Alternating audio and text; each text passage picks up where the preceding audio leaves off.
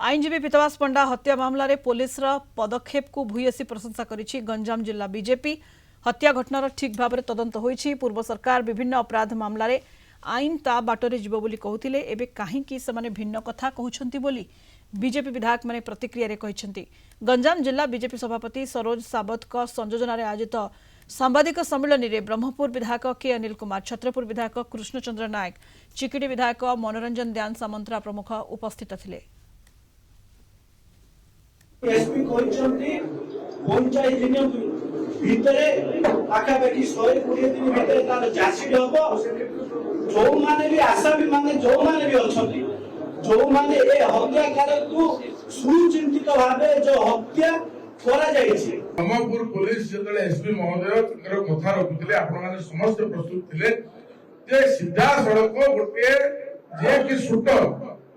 ताकू को आधार किए सी लोक जयपुर लोक ता सहित पूर्वतन विधायक की संपर्क सबू कथा तार कॉल डिटेल्स रेकर्ड सीडीआर पूरा संपूर्ण अच्छी टंका जो दिगला सीधा सड़क से ठारू नहीं तार बड़ प्रमाण पुलिस पाखे अच्छी आठ भाया प्रमाण किए